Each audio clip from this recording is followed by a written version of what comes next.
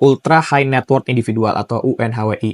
Itu Oke. kalau di secara statistik dia punya kekayaan di atas 100 juta dolar. Kan ya saya udah siap diomelin lah, udah siap di Wow. inilah. Orang udah tinggal, dia bawa tamu VIP lagi. Itu yang saya udah Aduh. duduk Mas di dalam.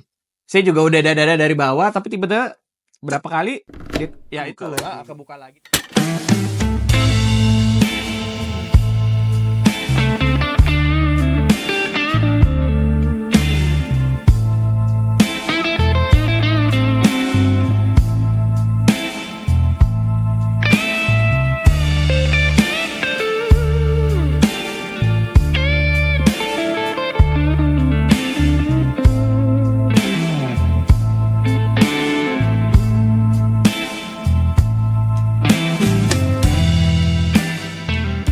Hai X People, ketemu lagi di Sofa Show bareng sama saya Bayu Oktara. Dan hari ini kita akan ngobrol mengenai private jet, penyewaan private jet. Atau juga mungkin Anda tertarik untuk memiliki bisnis atau membeli pesawat jet pribadi. Hari ini kita akan bahas bersama saya di studio sudah hadir seorang business aviation practitioner. Beliau juga adalah seorang profesional yang saat ini ada di Chapman Freeborn Air Chartering Pte Ltd yang merupakan salah satu bagian dari grup Avia Solutions Group. Ya. Mr. Saladin Siregar. Siap, terima kasih Mas Bay. Mas atas Saladin, kesempatannya. thank you loh udah Siap. meluangkan waktu hari ini. Siap. Thank you banget. Ini soal private jet nih sekarang Ya. kan terutama banyak orang yang ngelihat, wih, posting-posting di Konten. Instagram, konten gitu kan. Ya, betul. Sebelum kita bahas ke sana, saya mau Ya. nanya kan latar Ya. belakang Mas Saladin ini dari ITB, S1 lalu kemudian S2 lanjut di Manajemen UI. manajemen Magister UI, ya kan, di bidang aeronautika dan juga manajemen. Iya. Boleh diceritain nggak perjalanan karir secara singkat sampai akhirnya menekuni bisnis penyewaan private jet? Iya, siap. Makasih Mas Bay. Jadi dulu sih memang identik dengan kita mengagumi almarhum Pak Habibie ya. Wah. Jadi waktu SMA saya Inspirasi nyari-nyari ya. nih. Kuliahnya di mana nih? Nah, saya lihat waktu itu waktu pembukaan, oh ini ada jurusan yang nggak banyak orang tahu, teknik penerbangan pada saat itu Mas. Namanya masih teknik penerbangan ITB. Terus saya coba apply dan alhamdulillah jodoh masuk ke ITB. Dan setelah saya belajar atau kuliah, saya kan tahu Mas mengukur kemampuan diri lah ya. Jadi kayaknya kalau untuk urusan, karena di sana kan belajar banyak aerodinamika, mekanika fluida, struktur pesawat terbang, pokoknya semua saya pelajarin. Ada satu mata kuliah sistem transportasi udara yang saya merasa saya passion di situ. Oke. Nah, sistem transportasi udara itu yang sekarang kita bahas juga, ada belajar tentang commercial jet dan juga private jet. Nah, setelah lulus dari ITB, saya kerja pertama di konsultan penerbangan. Di situ masih kepake Mas ilmu S1-nya lah, sedikit-sedikit gitu kan. Aeronautikanya dia. Aeronautikanya, Oke. gitu kan. Sekarang kan di bawah naungan Fakultas Teknik Mesin dari Gantara ITB kan. Di situ saya juga pas menjalani konsultasi kan ketemu banyak orang Mas. Saya jadi waktu itu konsultan juga di Airnav juga kita pernah, Angkasa Pura. Jadi sedikit banyak bisa melihat industri penerbangan secara luas lah. Ke Kementerian Perhubungan juga kita pernah beberapa kali support lah, assessment dan lain-lain. Dan saya waktu itu di encourage sama bos saya di konsultan tersebut. Kebetulan bos saya ada 3, Pak Cepi Hakim, Marsikal dulu, Pak Samudra Soekardi, dan Pak Edwin Sudarmo. Jadi beliau tuh udah sukses ya 3-tiganya ya. Jadi begitu dia purna tugas membentuk konsultan itu, dan di situ saya disemangatin, ayo kuliah lagi. Nah, pas ditanya kuliah lagi, saya mikir, kayaknya nggak mungkin nih teknik lagi. Makanya saya ambil manajemen. Ya, karena pas Makanya nggak sehari-hari. linear tuh. Iya, agak nyebrang. Agak nyebrang. Karena saya tahu lah, mungkin kita tahu ya Mas, saya mengukur diri lah. Teman-teman saya kan yang seangkatan di ITB udah pada kuliah jauh lah di Perancis, di Airbus Toulouse dan lain, udah hebat-hebat semua. Jadi saya merasa kayaknya saya harus ngambil yang saya mungkin bisa dan pandai di situ. Makanya saya tergerak. Kebetulan bos saya mantan UI juga, jadi dia yang merekomendasikan ke Magister Manajemen UI.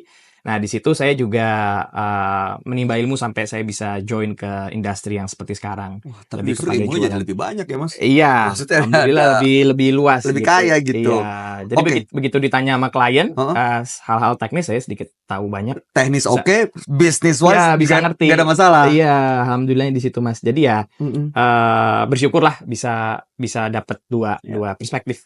Oke. Sekarang kan sudah berapa tahun Rebe menjalani Saya bisnis? kalau dihitung dari kuliah Heeh. dari 2007 sih, saya berarti udah 18 tahun lah. Karena kan 18 linear tahun sampai penerbangan sekarang. semua, iya. Oke. Alhamdulillah pas belajarnya juga penerbangan, skripsi saya S1 penerbangan, tesis juga S2-nya diterima oleh dosen untuk bahas penerbangan. Kerjanya juga alhamdulillah sampai sekarang masih linear dengan penerbangan. Di dunia Nah, penerbangan. dunia penerbangan. Tren penerbangan sekarang Ya. di Indonesia, terutama untuk private jet ya.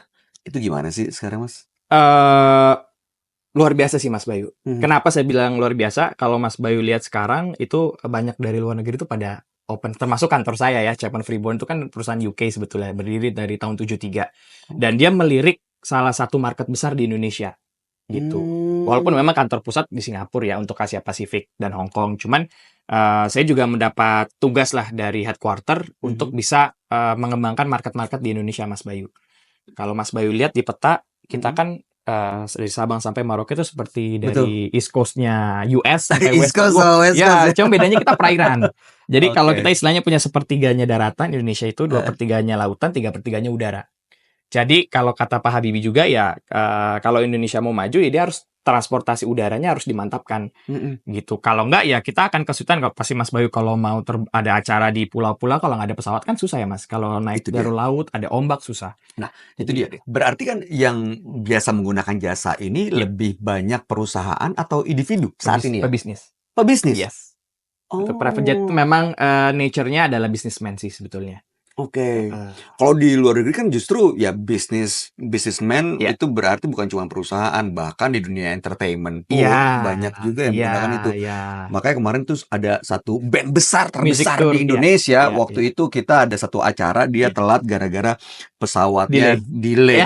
Komersil. Saya bingung maksudnya saat orang udah bikin konten private jet gitu PJ tapi kok masih pakai komersil. Emang ada syarat-syaratnya ya untuk bisa menggunakan jasa penyewaan private jet ini?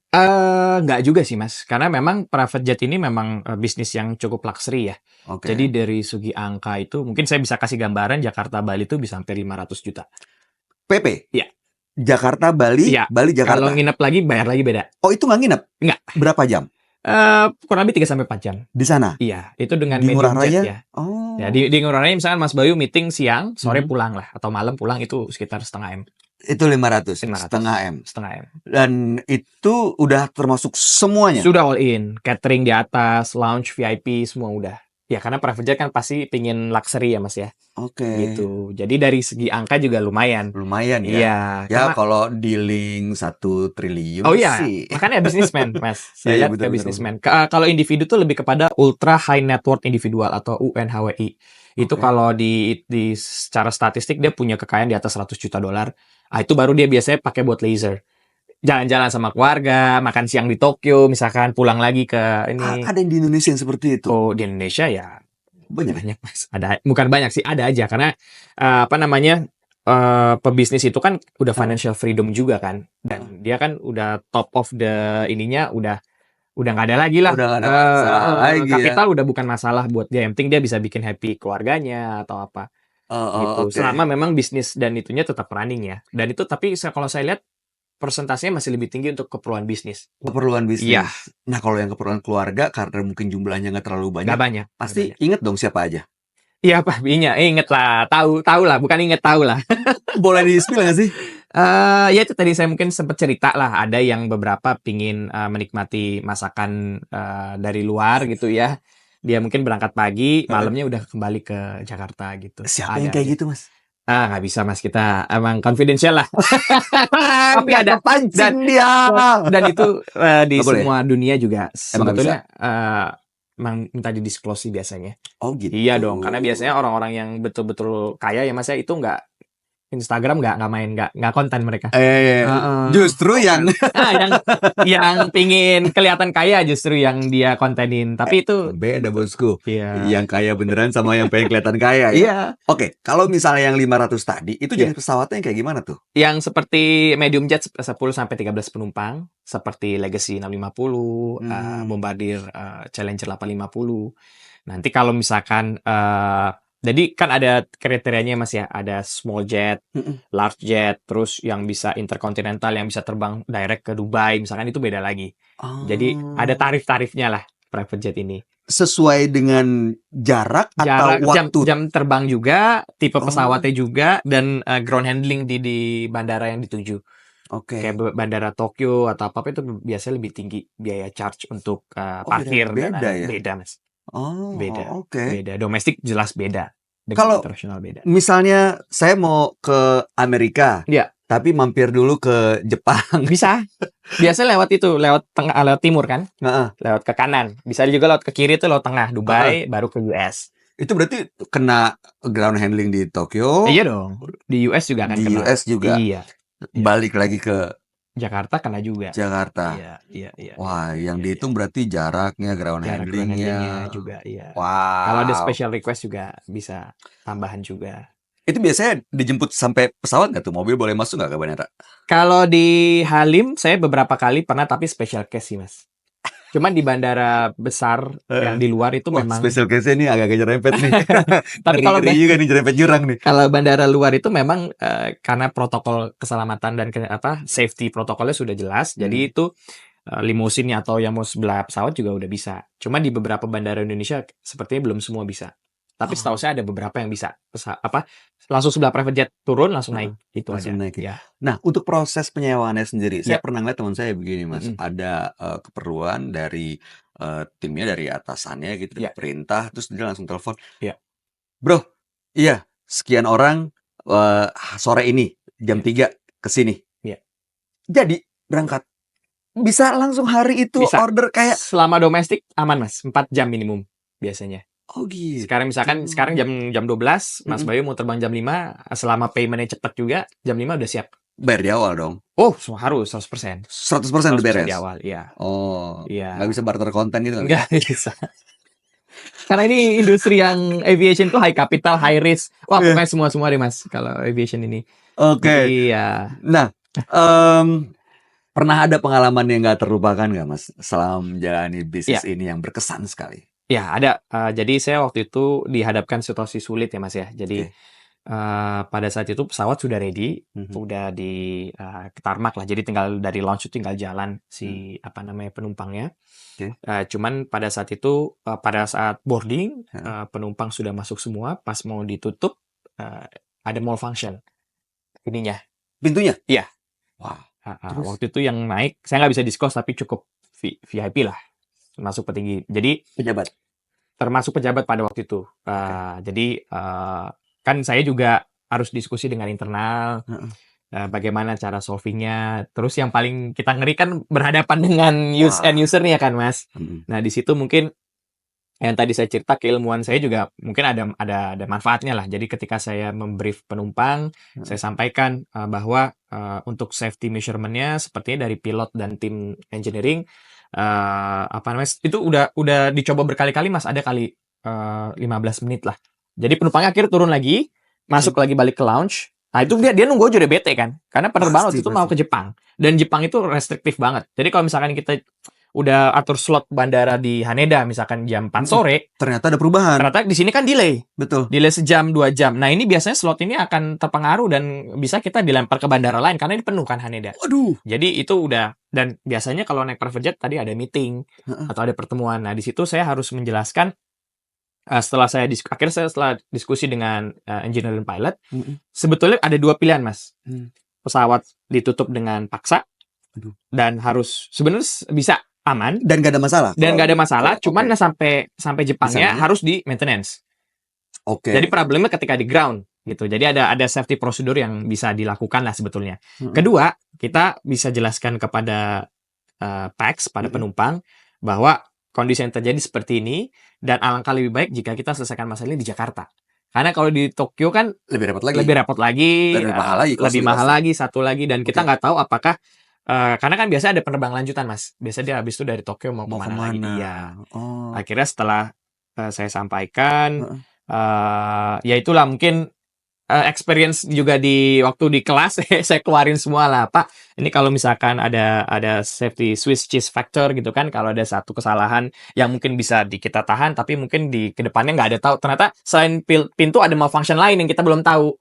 Gitu, Mas. Jadi akhirnya saya jelaskan dan alhamdulillah mereka bisa mengerti. Ya, justru mereka appreciate karena mengutamakan safety lah over dari semuanya gitu. Waktu itu solusi akhirnya ganti pesawat kah? Atau Jadi di maintenance dulu? di maintenance dulu sih. Oke. Akhirnya nunggu beberapa hari, tapi mungkin dia juga reschedule meeting kan akhirnya bisa ya daripada deg-degan ya Iya, kita iya. yang mau nganterin mereka, mungkin mereka nggak nyadar lah, mungkin nggak tahu seberapa ininya bukan bahaya, maksudnya kita nggak pernah tahu kan namanya error function itu kan kita nggak pernah tahu. Oh, waktu itu kalau udah payment 100% refund dong? Kebetulan waktu itu yang naik emang owner langsung.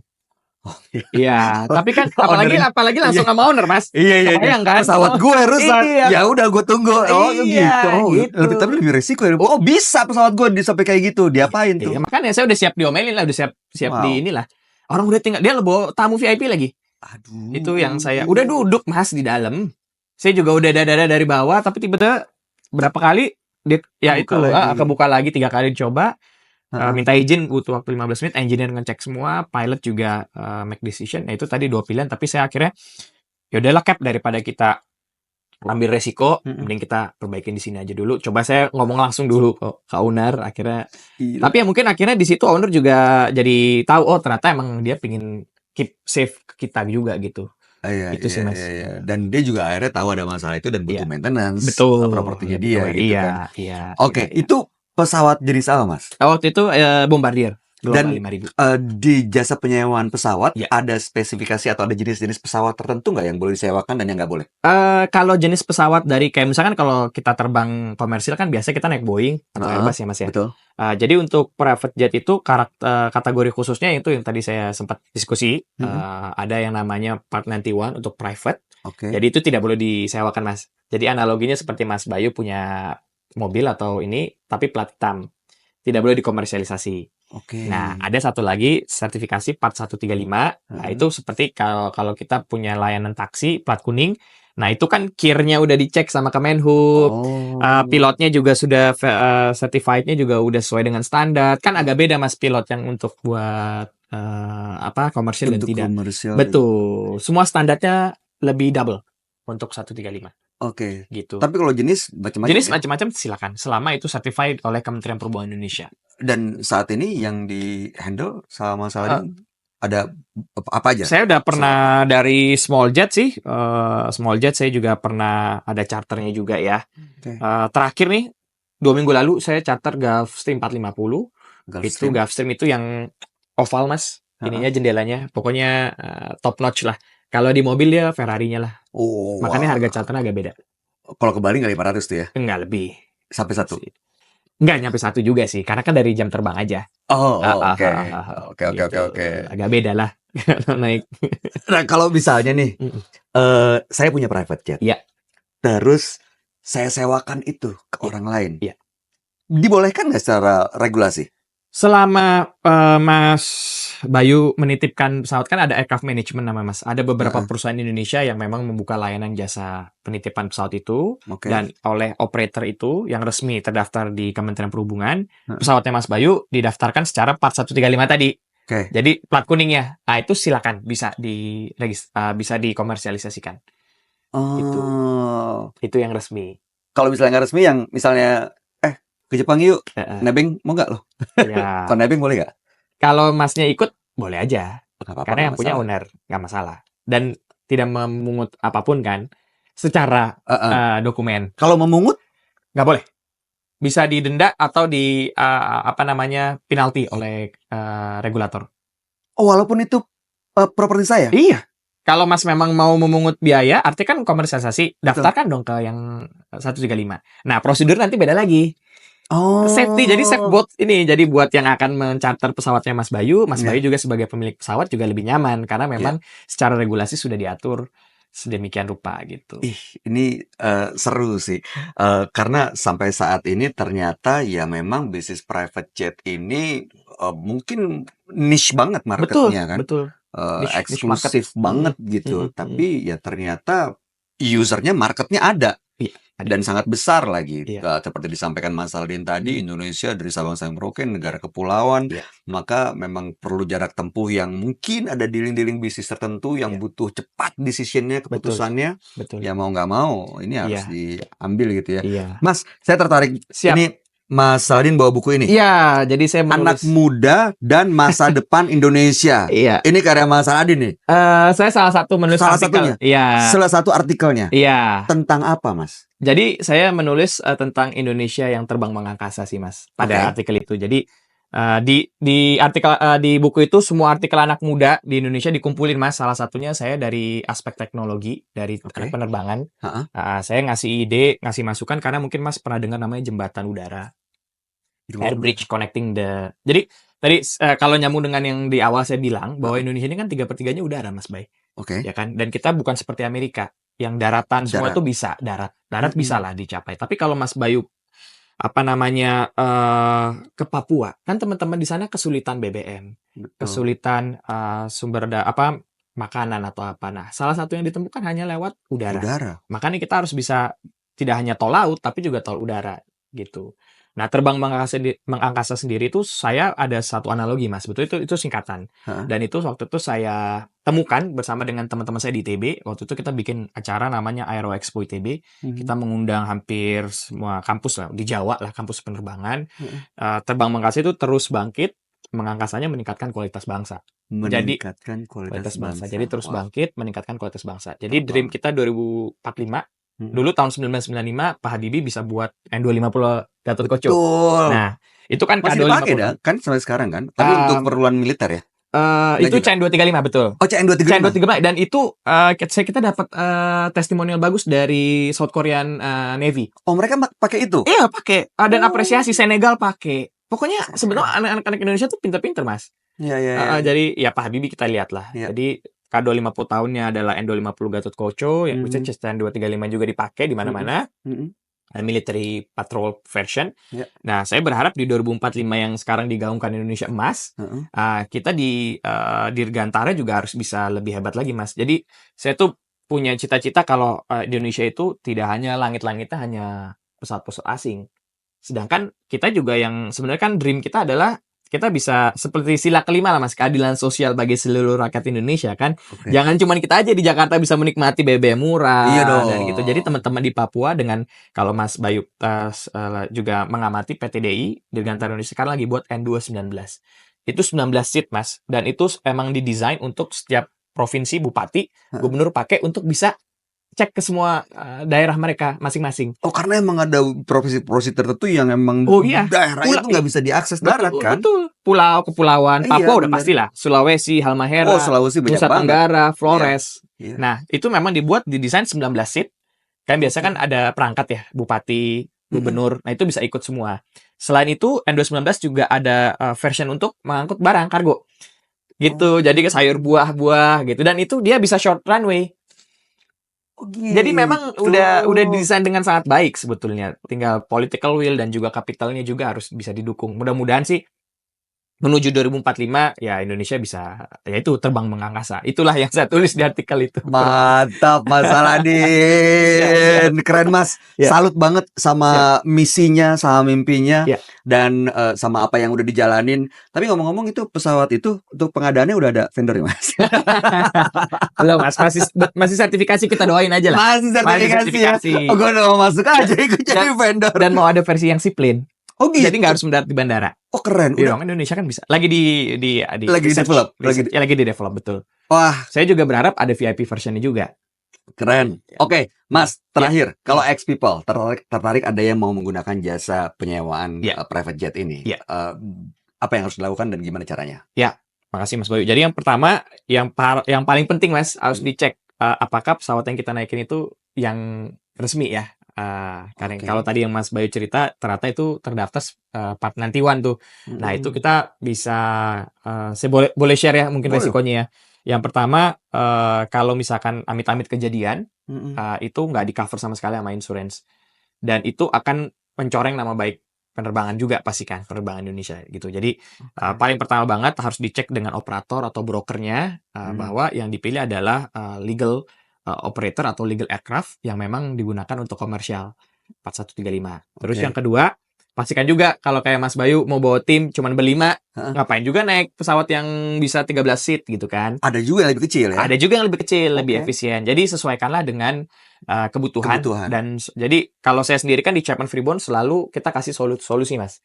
Jadi saya nanti kasih offer ke Mas Bayu tuh ada beberapa opsi juga pesawat-pesawatnya. Kalau ini sekian harganya, pros and cons seperti apa gitu kan. Ini mungkin ada yang pakai flight attendant, ada yang tidak. Itu kan tergantung dari klien. Ada juga klien yang nggak usah pakai FA, ada juga. Oh. Ada.